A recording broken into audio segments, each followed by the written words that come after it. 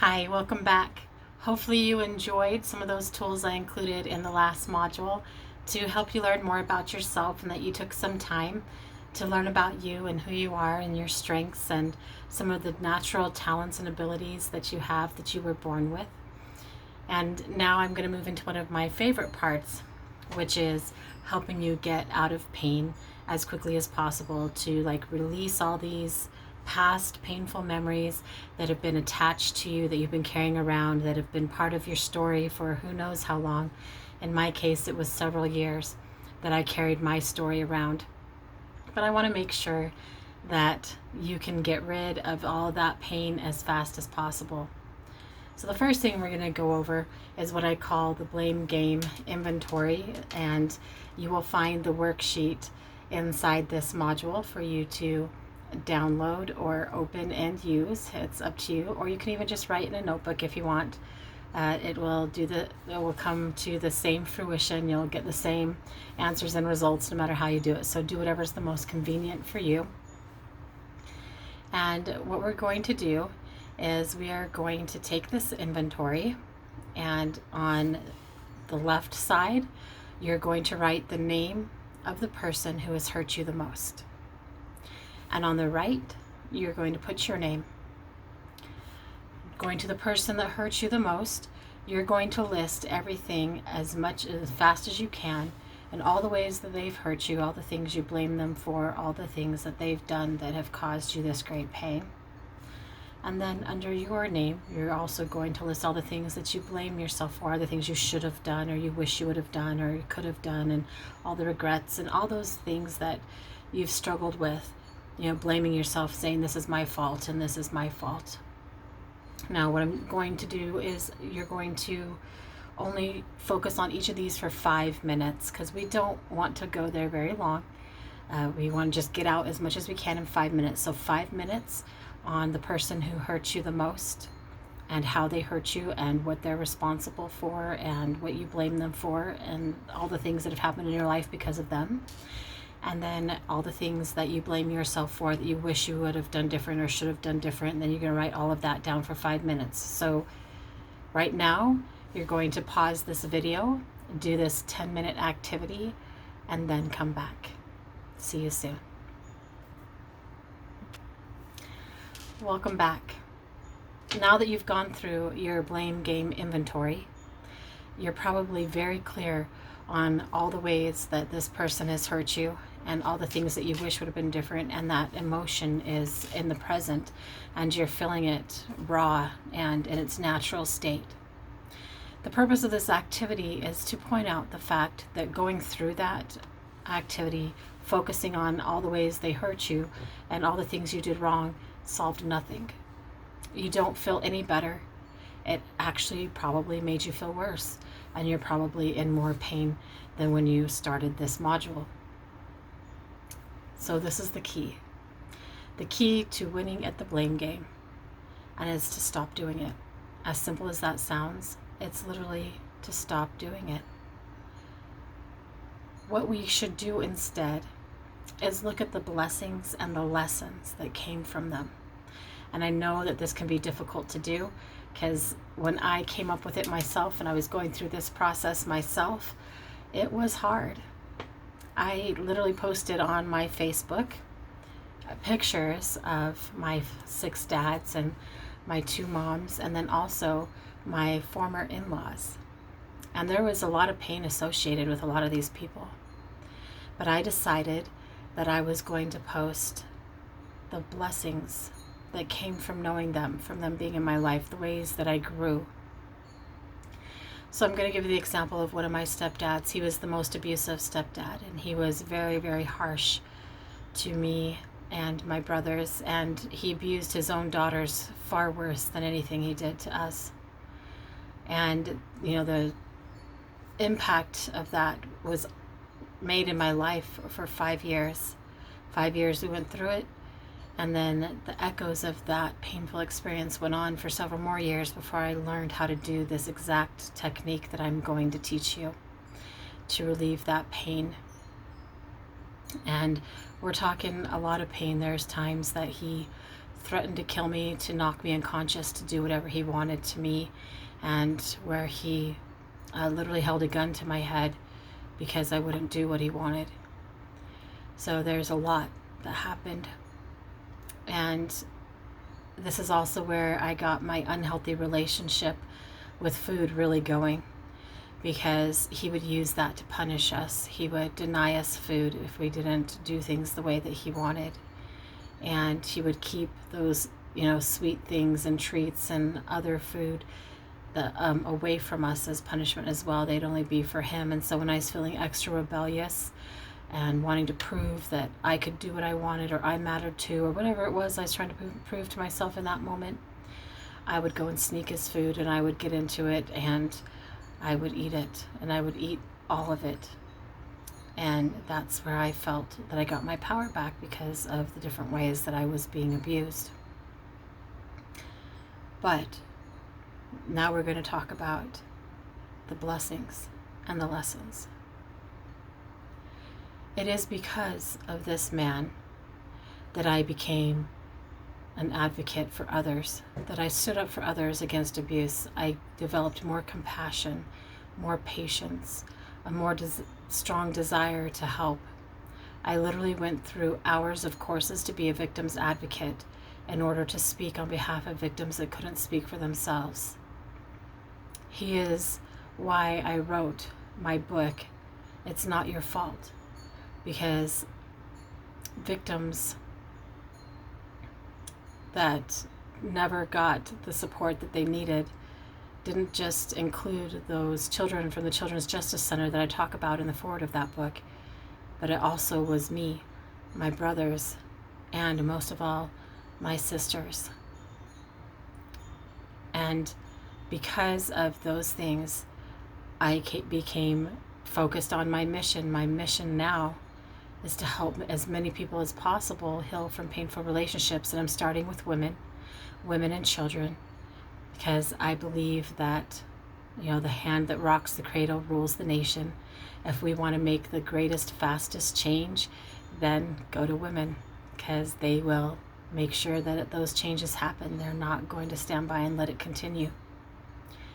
So the challenge is for you to go back through your life and look at the characteristics that you have gained, those different ways of looking at life that you may have developed, those strengths, those talents, those abilities that came from your trials.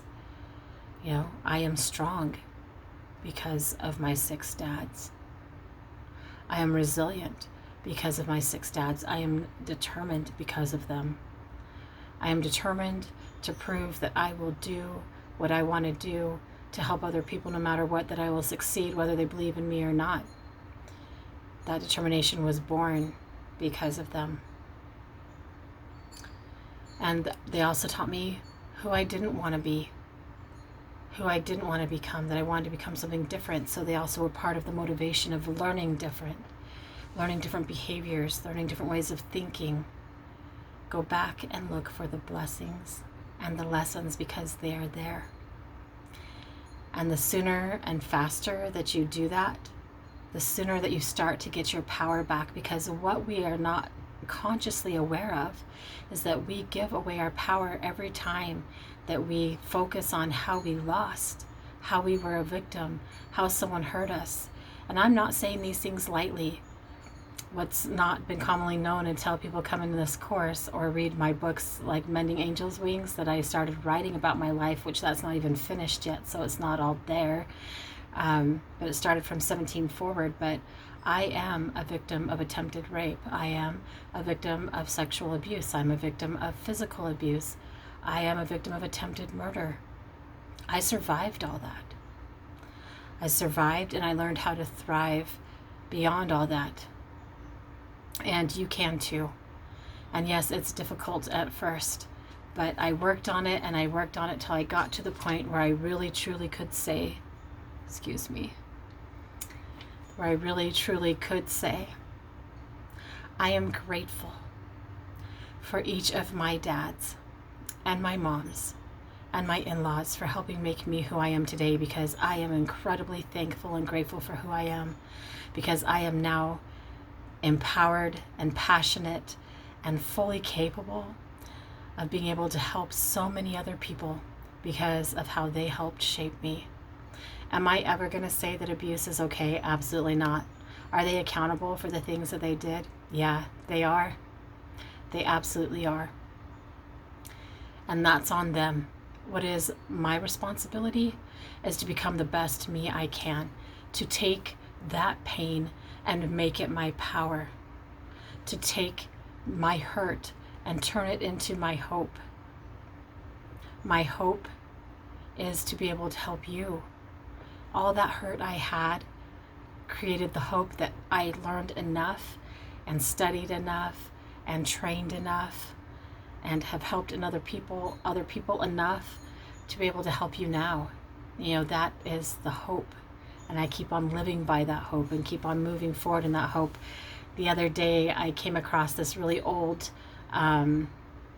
interview that was done with my book, my second book, my very first book in Mending Angels' Wings series, and how I realized that even back then, before I was as clear as I am on my mission now, I stated that I was creating it to help other people heal, that was the purpose. I wanted to help others.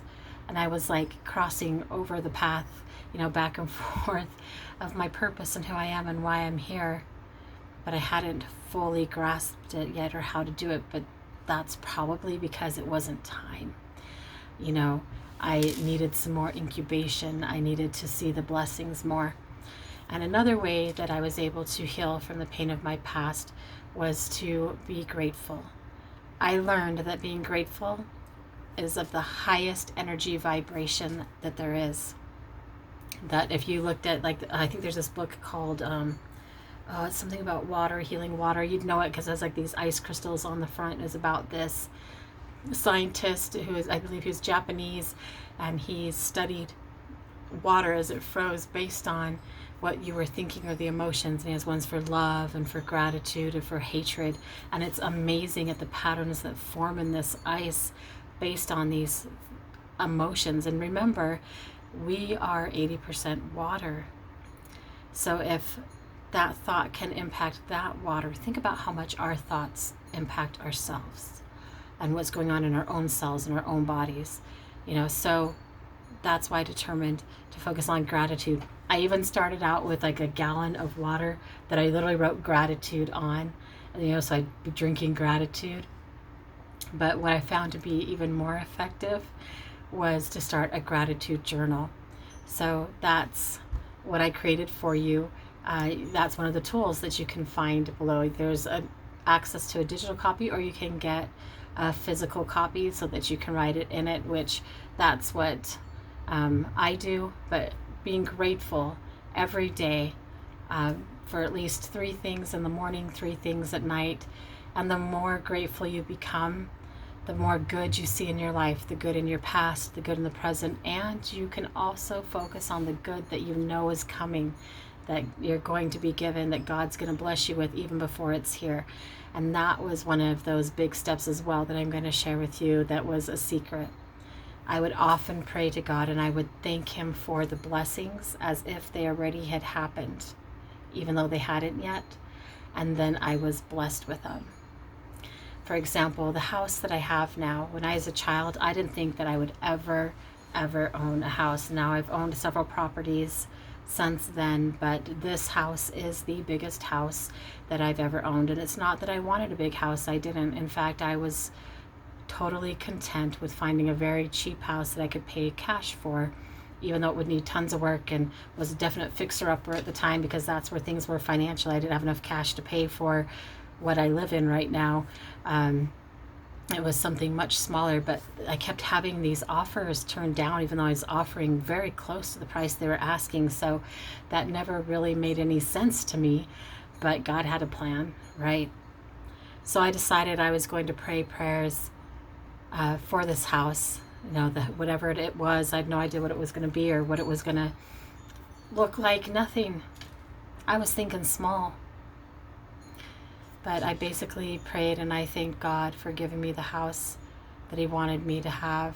I thanked Him for giving me the stewardship that I can handle. And boy, did he really trust in me that I could handle a lot, because this house, I'm always having projects to do, always having things to keep maintained. But he revealed that he had trust in me, because this house literally came to us. When I initially saw the pictures for it, they did not represent it well. I was just like, I don't even want to look at that house. No thanks. I was telling my husband, I don't want to. But we went to look anyway, and it was shocking. It's almost 3,000 square feet, and right now it's around $100 a square foot or so, even more than that in some areas, to purchase a house. But when we bought this house, it was only $44 a square foot. I couldn't believe it. I couldn't believe that this is what God trusted us with. And is incredibly grateful. I mean, it has a pool, has things that I thought I'd never had. I told myself as a child, I am only going to be able to have a pool when I'm a millionaire. That's not going to happen, right? So I'm never going to have a pool. But God trusted me and blessed me all along the way that I actually got these things. I got this big house, and I got this pool, and I've got newer vehicles, and I've got the husband, I've got the kids, I've got the dogs, I've got the yard, I've got the cats, I've got the tree in the front yard. And the day that it dawned on me that I had not only achieved my expectations as a child, my dreams, I exceeded them, was the day that I realized, oh my gosh, I got here, and I wasn't even focused on getting here as much as I could have been. But it was through gratitude. I'm not kidding. It's for being grateful for what I already had, grateful for what I'd been given, grateful for my past, grateful for my trials, grateful for my challenges. And as I focused on gratitude, it took a few years. It wasn't quick. I immediately felt better. Excuse me, itchy eye again. I immediately felt better. But it took time to get given what I was given. And I literally believe that I was given these gifts because I was grateful for what I already had. And I was so grateful for what I had that I was willing to give to others. There are numerous times that, I would have things come into my possession. Like, say I bought a storage unit on auction because I was going to sell stuff, and I still sold things out of it, but I also gave tons of stuff away to people who needed it more than I did.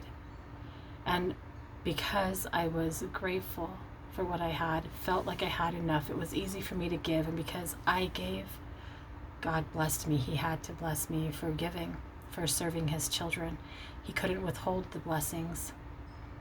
And when we pray in gratitude for what will be, as long as it's in alignment with righteous desires, because I don't want this house to be worldly. I didn't want this pool to whatever. I want it to be able to serve my family, to be able to, sorry, my eye again. Don't know what's going on there. Anyways, sorry about that, but that comes with doing these live, right? So, being able to have it for family, that's what I wanted, a place to be able to spend time with family and with grandkids, to be able to have people over, to be able to serve in the church. There's been activities here and events here, and now we want it to be able to produce, food, and not just for us but for others, and to utilize the land as best as possible to do that. So gratitude is huge, and I invite you to either get a journal of your own or go ahead and grab the journal that I created for you and make it a point that every day that you write what you're grateful for in it. And the more that you do it, the more second nature it becomes. Like, for example, today in the pool, I was so grateful that I'd overcome my fear of being stung by bees, and that I acknowledged it. I haven't been afraid for a while, but I acknowledged it. That here's this honeybee that fell in the pool, and I didn't want it to die, because honeybees are so important and we need them to pollinate our food. So I went over and scooped it up in my hand and let the water fall out, and I let it climb to the tip of my finger. And I let it just stand there on the tip of my finger, flapping its wings as fast as it could. It was literally just milliseconds. And it took off and flew away happily. And I was grateful that I got to be part of that, grateful of getting to rescue that one little honeybee life. And that caused me to reflect on, the difference that I make, that I want to make in your life and in the life of others. Reminded me of like the starfish story, because people would say, well, that was just one bee. Like, what difference does that make? Or the starfish story, which if you aren't familiar with it, it goes like this. There was a boy who was running along the beach, and the tide had receded, and now there was a bunch of starfish all over it. And he was trying to grab as many as he could and throw them back in the water. And this old man came and was like, oh, what's the point of doing that? It's such a waste of time. You can't possibly save them all.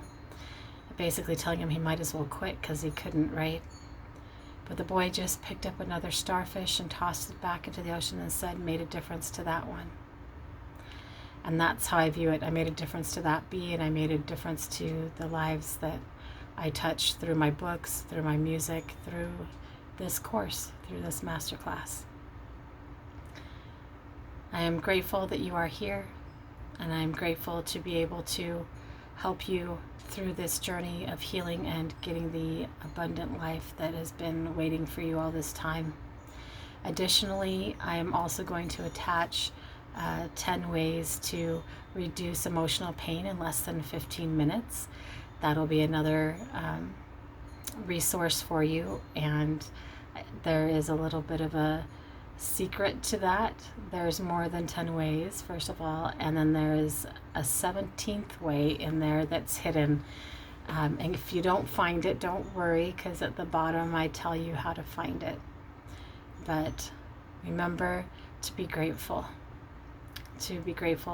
for who you are and who you have become because of all these experiences that you've had, because you are wonderfully and perfectly made.